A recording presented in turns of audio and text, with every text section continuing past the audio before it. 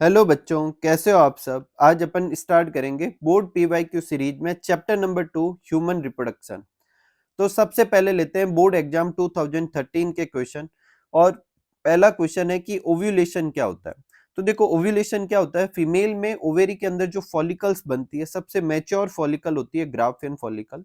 जब फीमेल के अंदर एलएच हार्मोन का लेवल बहुत मैक्सिमम पे चला जाता है, जिसे एलएच सर्ज कहते हैं, तो उसकी वजह से ग्राफियन फॉलिकल रप्चर होकर सेकेंडरी oocyte रिलीज करती है, इसे ओव्यूलेशन कहते हैं। एनसीईआरटी के अकॉर्डिंग ये मिडल ऑफ साइकिल जो कि 14 डे होता है 28 डेज के हिसाब से, उसमें ओव्यूलेशन होता है। अगर आप कोई नीट वीट का एग्जाम दे रहे हैं तो उसमें टोटल डेज में से 14 माइनस करने पर जो दिन आए उसमें ओव्यूलेशन होता है। नेक्स्ट है if a corpus luteum become inactive then क्या होगा। तो देखो, ऐसे जितने भी क्वेश्चन आते हैं उसमें जो स्ट्रक्चर दे रखा है उसके फंक्शन लिख दो और फिर लिख दो कि ये नहीं होंगे। तो कॉर्पस लूटियम जो होता है वो प्रोजेस्टेरॉन सिक्रेट करता है। अब प्रोजेस्टेरॉन किसके लिए जरूरी होता है? इम्प्लांटेशन और प्रेगनेंसी को मेंटेन करने के लिए। अगर कॉर्पस लूटियम इनएक्टिव हो जाएगा तो क्या होगा? प्रेगनेंसी अबॉर्ट हो जाएगी। ऐसा क्यों होगा? प्रेगनेंसी क्यों अबॉर्ट हो जाएगी? क्योंकि जैसे ही ये इनएक्टिव होगा तो प्रोजेस्टेरॉन के लेवल गिरेंगे, और प्रोजेस्टेरॉन के लेवल गिरते ही एंडोमेट्रियम डिसइंटीग्रेट होगी और नया मेंस्ट्रुएशन साइकिल स्टार्ट हो जाएगा और अबॉर्शन हो जाएगा। नेक्स्ट है बोर्ड एग्जाम 2013 सप्लीमेंट्री में what is the special importance of milk secreted by female after parturition.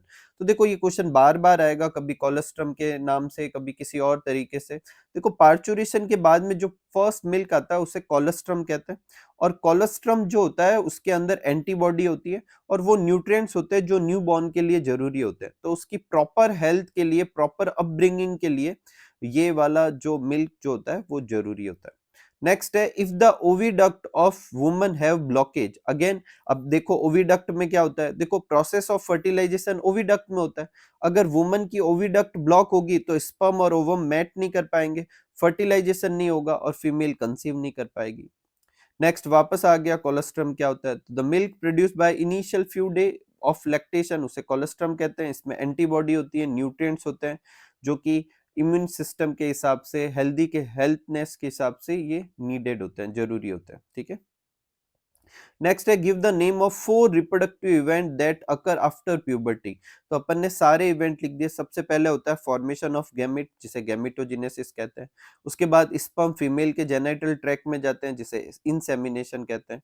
फिर मेल और फीमेल गैमेट का फ्यूज होकर जाइगोट बनना, जिसे फर्टिलाइजेशन कहते हैं। उसके बाद में ब्लास्टोसिस्ट का बनना और यूट्रस की वॉल पे अटैच हो जाना, जिसे इम्प्लांटेशन कहते हैं। उसके बाद में एम्ब्रियोनिक डेवलपमेंट का जो पीरियड होता है वो स्टार्ट होता है, पार्चुरेशन तक चलता है, जिसे गेस्टेशन कहते हैं, और फिर डिलीवरी होगी बेबी की, जिसे पार्चुरेशन कहते हैं। नेक्स्ट है स्टेम सेल क्या होती है। तो ऐसी सेल जो टोटीपोटेंट हो, जिसके पास में ये एबिलिटी हो कि वो सारे टिश्यू या ऑर्गन बना सकती है, उसे अपन क्या कहते हैं? स्टेम सेल कहते हैं। ह्यूमन के अंदर जाइगोट एक ऐसी सेल है जिसमें सारा ऑर्गेनिज्म बनाने की एबिलिटी होती है। मोरूला में भी होती है, और ब्लास्टोसिस्ट की इनर सेल मास में भी ये एबिलिटी होती है। तो इन सेल को, इन इन स्ट्रक्चर की सेल्स को स्टेम सेल्स कह सकते हैं। नेक्स्ट है if acrosome of sperm damage, again वही क्वेश्चन है। तो पहले अपन एक्रोसोम के बारे में लिखेंगे। The anterior portion of nucleus, किसका? स्पर्म का न्यूक्लियस, उससे कवर्ड होता है, किससे? एक्रोसोम से। It contain enzyme that help in fertilization with ovum, और ये इनके पास ये एंजाइम होते हैं जो ओवम से फर्टिलाइजेशन में हेल्प करते हैं, जैसे कि हाइलुरोनिडेज और एक्रोसिन वगैरह। अब अगर ये डैमेज हो जाएगा तो ये एंजाइम खराब हो जाएंगे, तो sperm loss the ability to penetrate ovum, अब ओवम को पेनिट्रेट नहीं कर पाएगा, और नहीं कर पाएगा तो अपनी फर्टिलाइजेशन एबिलिटी खो देगा। नेक्स्ट है write the name of hormone secreted by ovary in later phase of pregnancy. Pregnancy के लेटर फेज में एक कौन सा हार्मोन सिक्रेट होता है? तो कौन सा सिक्रेट होता है? ओवेरी से रिलैक्सिन होता है। नेक्स्ट है स्पर्मेटोजेनेसिस क्या होता है। तो देखो, स्पर्मेटोजेनेसिस क्या होता है? स्पर्म बनने के प्रोसीजर को, स्पर्मेटोगोनिया से स्पर्म बनने के प्रोसीजर को स्पर्मेटोजेनेसिस कहते हैं, जो कि टेस्टिस में होता है। ये 2 स्टेप में होता है, स्पर्मेटोसाइटोजेनेसिस और स्पर्मियोजेनेसिस। स्पर्मेटोसाइटोजेनेसिस में क्या होता है? स्पर्मेटिड बनता है स्पर्मेटोगोनिया से, और स्पर्मियोजेनेसिस में स्पर्मेटिड से स्पर्म बनते हैं। अब ये कार्यक्रम इस अपने प्यूबर्टी के समय स्टार्ट होता है, एक diploid cell 2n cell 46 chromosome होते हैं जिसे स्पर्मेटोगोनिया कहते हैं। ये अपने नंबर बढ़ाती है माइटोसिस से। इसके बाद में इन स्पर्मेटोगोनिया में से कोई एक सेल ग्रो करती है और उसे प्राइमरी स्पर्मेटोसाइट कहते हैं। ये भी 46 ही होती है, क्रोमोसोम वाइज डिप्लॉयड ही होती है। फिर इसमें मियोसिस फर्स्ट होता है और हर प्राइमरी स्पर्मेटोसाइट से 2 सेकेंडरी स्पर्मेटोसाइट बनती है। ये हैप्लॉइड होती है। फिर उसमें मियोसिस सेकंड होता है जिससे सेकेंडरी स्पर्मेटोसाइट बनती है और प्राइमरी से सेकेंडरी बन गई, सॉरी, उसमें फिर मियोसिस सेकंड होता है, उससे स्पर्मेटिड बनती है। क्या बनता है? स्पर्मेटिड। अब स्पर्मेटिड हैप्लॉइड तो होते हैं लेकिन इसमें ना तो मूव करने की एबिलिटी होती है, ना इसमें एक्रोसोम डेवलप हुआ, ना उनको पेनिट्रेट करने की एबिलिटी होती है। तो ये नॉन मोटाइल नॉन फंक्शनल होता है। In non motile non functional spermatid से स्पर्म बनने के प्रोसीजर को स्पर्मियोजेनेसिस कहते हैं और फिर स्पर्म बनते हैं। ठीक है, नेक्स्ट लेते हैं अपन बोर्ड एग्जाम 2017 का क्वेश्चन। अगेन सेम क्वेश्चन है, write the importance of colostrum, कर चुके अपन। नेक्स्ट है व्हाट इज स्पर्मियोजेनेसिस। तो स्पर्मियोजेनेसिस क्या होता है? Non motile non functional spermatid से स्पर्म बनने के प्रोसीजर को क्या कहते हैं? स्पर्मियोजेनेसिस। फिर स्पर्मेटोजेनेसिस का डायग्राम बनाना है जो कि अपन कर चुके हैं। नेक्स्ट क्वेश्चन है for the development and growth of healthy infant what nutritional suggestion will you recommend. तो देखो, जो न्यूबॉर्न होगा उसके लिए सबसे अच्छा मिल्क या सबसे अच्छा फूड जो है मदर का मिल्क ही होगा। तो I suggest only breast feeding during the initial period of infant growth. During initial days जो प्रोड्यूस मिल्क होता है उसे कहते हैं कोलेस्ट्रम, जिसके अंदर सेवरल एंटीबॉडी और न्यूट्रिशन होते हैं जो कि एब्सोल्यूट एसेंशियल होते हैं न्यूबॉर्न बेबी के लिए। ठीक है, नेक्स्ट है व्हाट इज oogenesis और उसको अपन को एक चार्ट से समझाना है। देखो, इसका डिटेल डिस्क्रिप्शन भी मैं आगे कराऊंगा, स्पर्मेटोजेनेसिस का भी oogenesis का भी। यहाँ सिर्फ चार्ट से समझा रहा हूँ। तो formation of ovum from immature germ cell oogonia is known as oogenesis। ये कहाँ होता है? ओवेरी के अंदर। अब oogenesis जो होता है वो स्पर्मेटोजेनेसिस से अलग इस वे में होता है कि वो फीटल लाइफ में स्टार्ट हो जाता है। तो फीटल लाइफ में फीटस, फीमेल फीटस की जो ओवेरी होती है उसमें बहुत सारी oogonia बन जाती है। ठीक है, और वो प्राइमरी oocyte भी बना लेती है और मियोटिक फर्स्ट डिवीजन भी स्टार्ट कर देती है, लेकिन वो उसमें अटक जाती है। फिर बर्थ के बाद में प्यूबर्टी आने के समय ये अपना मियोसिस फर्स्ट कंप्लीट करती है, सेकेंडरी oocyte बनाती है और एक पोलर बॉडी बनाती है। अब ये जो सेकेंडरी oocyte जो है इस समय ओव्यूलेशन हो जाता है और सेकेंड अगर अपने क्या कहते हैं कॉपुलेशन होता है और स्पर्म आता है, तो वो सेकेंडरी oocyte के साथ जब स्पर्म कांटेक्ट में आएगा तब मियोसिस सेकेंड पूरा होगा और ओवम बनेगा और सेकेंड पोलर बॉडी बनेगी। मतलब ये वाला काम फीटल लाइफ में, ये वाला काम प्यूबर्टी के समय और ये वाला काम रिप्रोडक्टिव लाइफ में जब स्पर्म आएगा तब कंप्लीट होगा। ठीक है, एक प्राइमरी oocyte से सिर्फ एक सेकेंडरी oocyte बनती है और एक ही ओवम या oocyte बनता है, जबकि एक प्राइमरी स्पर्मेटोसाइट से दो सेकेंडरी स्पर्मेटोसाइट और हर सेकेंडरी स्पर्मेटोसाइट से दो स्पर्म बनते हैं। तो एक प्राइमरी से स्पर्म कितना बनता है? 4, और जबकि एक प्राइमरी से ओवम कितना बनता है? 1। ठीक है, नेक्स्ट है write the name of gonadotropin hormone. Gonadotropin hormone क्या होता है? तो देयर आर टू गोनेडोट्रोपिन होता है, एक होता है ल्यूटिनाइजिंग हार्मोन और एक होता है फॉलिकल स्टिमुलेटिंग हार्मोन। इन दोनों को कलेक्टिवली क्या कहते हैं? गोनेडोट्रोपिन कहते हैं और इनको रिलीज करने वाला हार्मोन गोनेडोट्रोपिन रिलीजिंग हार्मोन कहलाता है। नेक्स्ट है what will be the effect on embryonic development if placenta does not form after implantation. तो अगेन पहले प्लेसेंटा के बारे में लिखेंगे। ठीक है, तो द कोरियोनिक विलाई और यूटेराइन टिश्यू एक दूसरे में इंटरडिजिट, ये कोरियोनिक विलाई है और ये यूटेराइन टिश्यू दोनों बीच में फंस के एक स्ट्रक्चर बना लेते हैं डिस्क लाइक, जिसे क्या कहते हैं? प्लेसेंटा। ये जो है स्ट्रक्चरल और फंक्शनल यूनिट है किसके बीच में? डेवलपिंग एम्ब्रियो और मैटरनल बॉडी के बीच में। ये क्या करती है? दो फंक्शन परफॉर्म करती है, एक तो ऑक्सीजन और न्यूट्रिएंट्स को सप्लाई करती है एम्ब्रियो की तरफ और CO2 और एक्सक्रीटरी प्रोडक्ट को हटाती है। ठीक है, जो भी ट्रांसपोर्टेशन होता है मदर और फीटस के बीच में इसके थ्रू होता है। प्लेसेंटा एक टेम्पररी एंडोक्राइन ग्लैंड की तरह भी बिहेव करती है और HCG, HPL, एस्ट्रोजन और प्रोजेस्ट्रोजन सिक्रेट करती है। अगर प्लेसेंटा नहीं बनेगी तो ये सारे फंक्शन नहीं होंगे और ऑब्वियस थिंग है फीटस जो होगा वो डाई कर जाएगा। नेक्स्ट है बोर्ड एग्जाम 2018 सप्लीमेंट्री।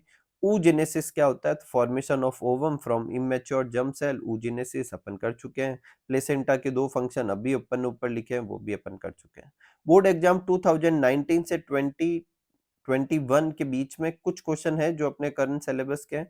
जैसे एक तो स्ट्रक्चर ऑफ स्पर्म समझना है, तो ये आपकी बुक में डायग्राम दे रखा है, हेड, नेक, मिडल पोर्शन और टेल है, सब लेबलिंग अच्छे से करनी है। और जितना अपनी बुक में स्ट्रक्चर दे रखा है वो मैंने यहाँ समझा दिया। स्पर्म एक माइक्रोस्कोपिक स्ट्रक्चर होता है जिसमें हेड, नेक, मिडल पीस और टेल 4 पोर्शन होते हैं।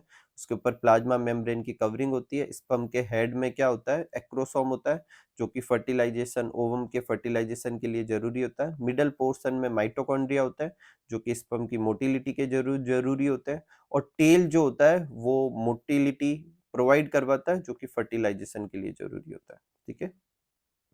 नेक्स्ट है draw the label diagram of male reproductive system. ये मेल रिप्रोडक्टिव सिस्टम का डायग्राम है। अपने यहाँ पे टेस्टिस हो गया, वास डिफरेंस हो गई, ठीक है, ये एम्पुला वाला रीजन हो गया, फिर इसमें सेमिनल वेसिकल खुल जाएगी, ये अपने prostate gland, bulbo urethral gland, ठीक है, इजेक्युलेटरी डक्ट वगैरह हो गई, फिर ये अपने यूरिथ्रा, ये पेनिस हो गया, ये ग्लांस पेनिस, पेनिस के ऊपर जो ग्लांस पेनिस के ऊपर जो स्किन होती है उसे फोर स्किन कहते हैं।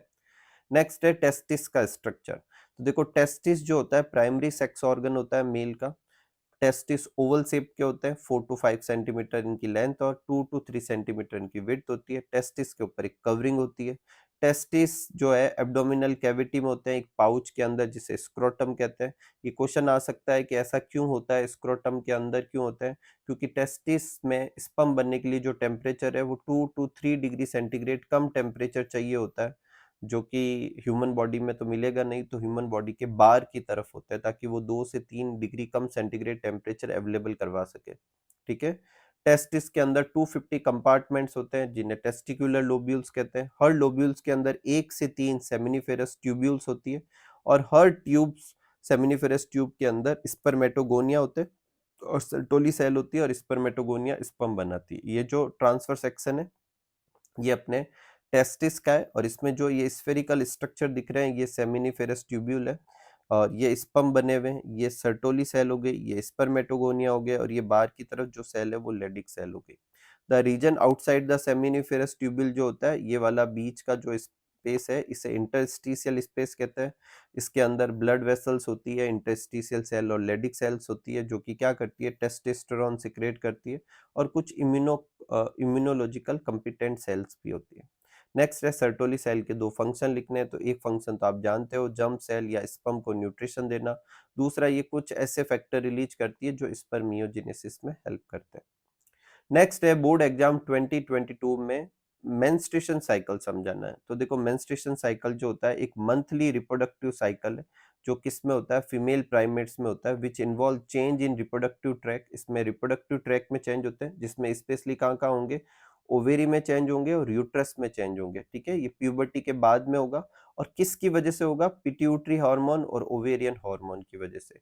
पहले हाइपोथैलेमस पिट्यूटरी से हार्मोन रिलीज कराएगा और पिट्यूटरी जो है ओवेरी के हार्मोन को कंट्रोल करेगी और ओवेरी और पिट्यूटरी के हार्मोन की वजह से ओवेरी के अंदर, यूट्रस के अंदर साइक्लिकल चेंजेज होते हैं जिसे मेंस्ट्रुएशन साइकिल कहते हैं, जिसकी ड्यूरेशन 28 to 29 डेज होती है। मेंस्ट्रुएशन साइकिल जो है 3 फेज में होता है, मेंस्ट्रुएशन फेज, फॉलिकुलर फेज और लूटियल फेज। मेंस्ट्रुअल फेज जो होता है उसमें साइकिल स्टार्ट होती है, मेंस्ट्रुअल फ्लो होता है जो 3 to 5 डेज तक लास्ट करता है। मेंस्ट्रुअल फ्लो क्यों आता है, क्योंकि एंडोमेट्रियम की लाइनिंग जो है वो ब्रेक डाउन होने लगती है, उसमें ब्लड वेसल्स, टिश्यू वगैरह ये सब फ्लो करता है, वो वेजाइना के थ्रू बाहर निकलता है। इसके बाद में जो अगली फेज होती है उसे फॉलिकुलर फेज कहते हैं क्योंकि इसमें फॉलिकल्स डेवलप करती है, प्राइमरी से सेकेंडरी, सेकेंडरी से टर्सरी होता हुआ ग्राफियन फॉलिकल बन जाती है और एंडोमेट्रियम इस दौरान रीजनरेट होती है। एलएस और एफएसएच के लेवल धीरे धीरे बढ़ रहे होते हैं, ठीक है, और जब ये अपनी मैक्सिमम जो अमाउंट है वो गेन करेंगे जो कि लगभग 14th डे के आसपास होता है, तो उस एलएच सर्ज की वजह से ओव्यूलेशन होता है। ओव्यूलेशन के बाद में कॉर्पस लूटियम बनता है, तो अगली फेज को लूटियल फेज कहते हैं और इस फेज में प्रोजेस्टेरॉन का लेवल बढ़ा हुआ रहता है जो कि एंडोमेट्रियम को सुटेबल बनाता है इम्प्लांटेशन के लिए।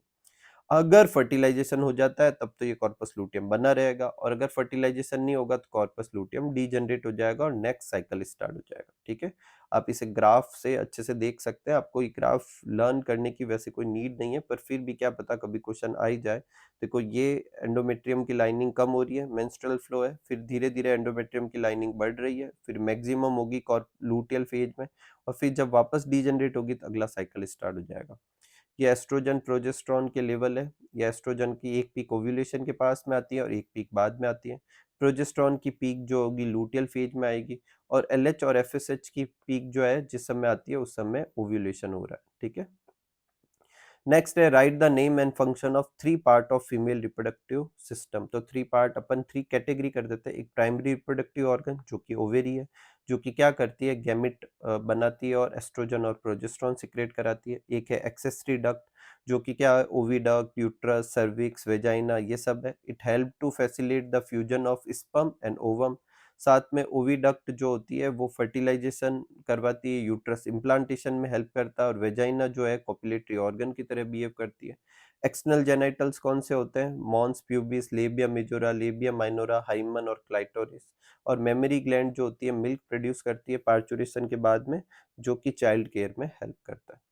नेक्स्ट है three hormone secreted by placenta. तो ये अपन लिख चुके हैं, HCG human chorionic gonadotropin, HPL human placental lactogen, और एस्ट्रोजन और प्रोजेस्टेरॉन।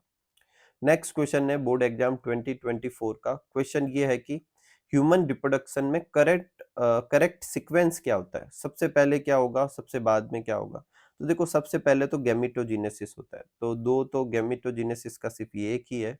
तो गैमेटोजेनेसिस, उसके बाद गैमेटिक फ्यूजन, फिर जाइगोट बनेगा, फिर एम्ब्रियोनिक डेवलपमेंट। तो यही सही आंसर है। नेक्स्ट है कि कौन सा structure help in collection of the ovum after ovulation. तो कौन सा स्ट्रक्चर हेल्प करता है, फिम्ब्री, जो इनफंडिबुलम पे फिम्ब्री होती है वो हेल्प करता है। नेक्स्ट है स्पर्मेटोजेनेसिस को डिटेल में समझाना। अगर आपको फिम्ब्री नहीं पता चली तो देखो फिम्ब्री, अपन फीमेल रिप्रोडक्टिव सिस्टम का डायग्राम निकालते हैं। ठीक है, फीमेल रिप्रोडक्टिव सिस्टम का डायग्राम शायद आगे ही होगा, पीछे तो शायद नहीं था, आगे की तरफ आएगा। एक मिनट निकाल ही लेते हैं अपन। ठीक है, देखो ये फीमेल रिप्रोडक्टिव सिस्टम का डायग्राम है। इसमें ये फेलोपियन ट्यूब है, और फेलोपियन ट्यूब का आगे वाला हिस्सा जो है इनफंडिबुलम कहलाता है, उसके ऊपर फिंगर लाइक प्रोजेक्शन है जिसे फिम्बरी कहते हैं। ठीक है, इन फिम्बरी की बात चल रही थी। तो नेक्स्ट अपने क्वेश्चन है कि स्पर्मेटोजेनेसिस को अच्छे से समझाना है।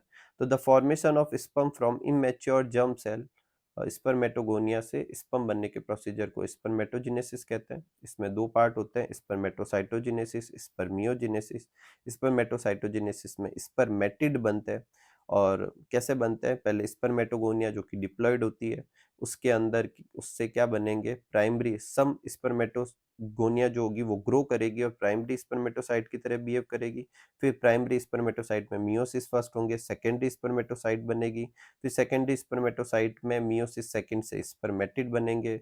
फिर स्पर्मेटिड जो होंगे स्पर्म में कन्वर्ट होगा। इस प्रोसीजर को क्या कहेंगे, स्पर्मियोजेनेसिस कहेंगे। ये क्यों होता है, क्योंकि spermatid non functional non motile होता है, जबकि स्पर्म मोटाइल और फंक्शनल होता है।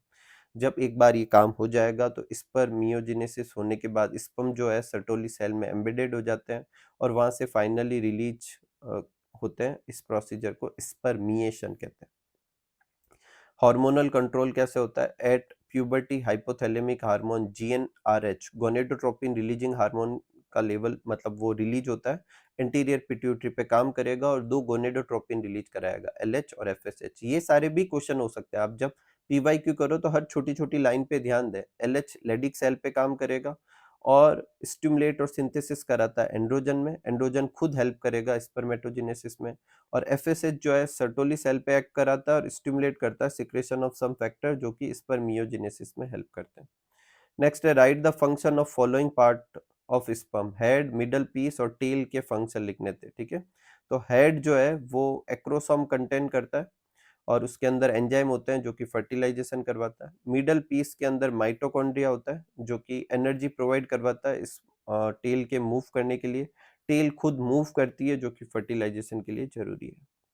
नेक्स्ट है board exam 2024 supplementary, which cell of from form sperm, sperm कौन सी सेल बनाता है, तो कौन सी सेल स्पर्म बनाता है? मेल जर्म सेल जो होगा वो स्पर्म बनाएगा। Ovulation is stimulated by hormone. Ovulation किससे होता है? एलएच हार्मोन की वजह से होता है। oogenesis को डिटेल में समझाना है।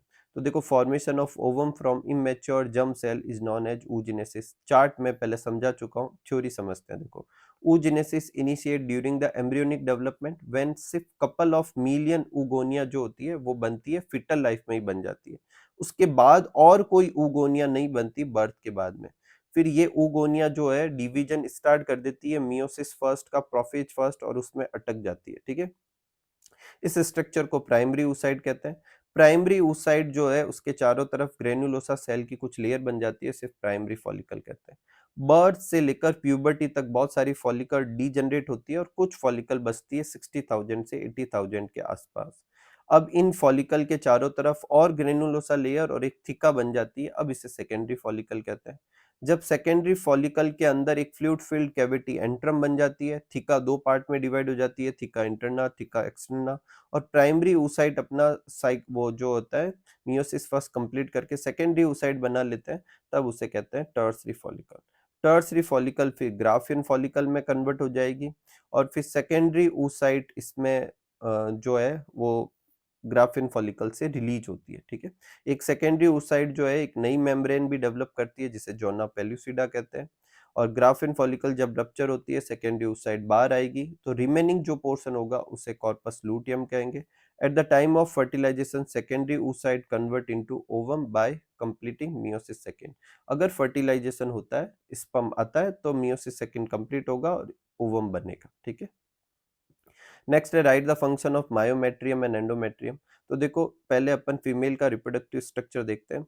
ये अपने प्राइमरी रिप्रोडक्टिव ऑर्गन हो गया, फिर एक तो फेलोपियन ट्यूब, यूट्रस, सर्विक्स और वेजाइना, ये अपने जो है एक्सेसरी डक्ट हो गई। तो देखो, फेलोपियन ट्यूब के तीन पार्ट होते हैं, स्टमस, एम्पुला और इनफंडिबुलम। इनफंडिबुलम के आगे फिंगर लाइक प्रोजेक्शन होता है जो ओव्यूलेशन के समय ओवम को कलेक्ट करने के काम आता है। एम्पुला के अंदर क्या होता है? फर्टिलाइजेशन होता है। यूट्रस जो होता है उसकी लाइनिंग में तीन लेयर में तीन लाइनिंग होती है, एंडोमेट्रियम, मायोमेट्रियम और पेरीमेट्रियम। सबसे बाहर वाली होती है पेरीमेट्रियम, मिडल लेयर होती है मायोमेट्रियम और सबसे अंदर वाली होती है एंडोमेट्रियम। तो मायोमेट्रियम और एंडोमेट्रियम के फंक्शन अपनी बुक में दे रखे हैं, याद रखना। मायोमेट्रियम स्मूथ मसल्स का बना होता है, तो मस्कुलर लेयर ये होती है, मिडल लेयर होती है, और ये कॉन्ट्रेक्शन करवाती है ताकि डिलीवरी हो सके, पार्चुरेशन में हेल्प करती है। एंडोमेट्रियम जो कि सबसे अंदर वाली, ये डार्क ऑरेंज कलर में जो शो कर रखी है, ग्लैंडुलर लेयर होती है। ये साइक्लिकल चेंजेस शो करती है मेंस्ट्रुएशन साइकिल के समय। ठीक है, तो इसी के अंदर मेंस्ट्रुअल साइकिल के समय पहले वो थिकनेस बढ़ती है, फिर घटती है। ठीक है, और सर्विक्स और वेजाइना आप जानते ही हैं, ये दोनों मिलके cervical canal, vaginal canal, birth canal का भी काम करती है। अगर आपको पूछे बर्थ कैनाल क्या होता है, तो ध्यान से सुने। बर्थ कैनाल अगर आपको पूछे तो क्या होता है? सर्विकल कैनाल और वेजाइनल कैनाल मिलके बर्थ कैनाल बनती है। वेजाइना कॉपुलेटरी ऑर्गन की तरह भी बिहेव करती है और स्पर्म और या सीमन रिसीव करने का काम करती है। नेक्स्ट है write the name of female external genitals. कौन कौन से हैं? अपने mons pubis, labia majora, labia minora, hymen और क्लाइटोरिस। क्या हाइमन रिलायबल प्रूफ होती है वर्जिनिटी की? तो देखो, द ओपनिंग ऑफ वेजाइना जो होती है पार्शियली कवर्ड होती है हाइमन से। अब जनरली ये जो फर्स्ट इंटरकोर्स या क्वाइटस होता है उसके समय ये फट जाती है, तो इसकी प्रेजेंस और एब्सेंस को वर्जिनिटी की निशानी माना जाना चाहिए, लेकिन ये सही नहीं है। क्यों नहीं है? कभी कभी ये क्वाइटस के बाद में भी परसिस्ट कर जाती है, और कभी-कभी बिना क्वाइटस के, जैसे sudden fall, jolt, vaginal tampon, या फिर कोई स्पोर्ट्स ऐसा है जिसमें ज़्यादा एक्टिवली पार्टिसिपेट किया जाता है, उसमें भी ये रप्चर हो सकती है। नेक्स्ट है मिनार्की और मिनोपॉज क्या होता है? तो फर्स्ट मेंस्ट्रुएशन साइकिल जो होता है प्यूबर्टी के बाद में, उसे मिनार्की कहते हैं, और लास्ट मेंस्ट्रुएशन साइकिल जिसके बाद और मेंस्ट्रुएशन साइकिल नहीं आएंगे, उसे मिनोपॉज कहेंगे। ब्लास्टोमियर क्या होता है? तो जाइगोट में क्लीवेज, जो एक स्पेशल तरह का माइटोसिस होता है, उसकी वजह से जो नई सेल बनती है उसे कहते हैं ब्लास्टोमियर कहते हैं। ब्लास्टोसिस्ट के अंदर जो सेल होती है वो भी ब्लास्टोमियर कहलाती है, मोरूला के अंदर जो सेल होती है वो भी ब्लास्टोमियर कहलाती है। और ब्लास्टोसिस्ट की जो आउटर मोस्ट लेयर होती है उसे अपन क्या कहते हैं? ट्रोफोब्लास्ट कहते हैं। क्या कहते हैं? ट्रोफोब्लास्ट कहते हैं। और ट्रोफोब्लास्ट जो होती है वो इम्प्लांटेशन में हेल्प करती है। ठीक है, तो मैं अगेन रिपीट कर रहा हूँ, ब्लास्टोमियर अगर आपको पूछे तो मोरूला की सेल, या फिर अपन ऐसे लिखेंगे कि जाइगोट में क्लीवेज की वजह से सेल बनती है, उसे ब्लास्टोमियर कहते हैं। ब्लास्टोसिस्ट का मत लिखना, ब्लास्टोसिस्ट की जो बाहर वाली लेयर होती है वो तो ट्रोफोब्लास्ट कहलाती है, और अंदर वाली सेल क्या कहलाती है, इनर सेल मास कहलाती है। ठीक है, नेक्स्ट है ऐसे हार्मोन के नाम बताने जो कि सिर्फ और सिर्फ प्रेगनेंसी के समय रिलीज होते हैं।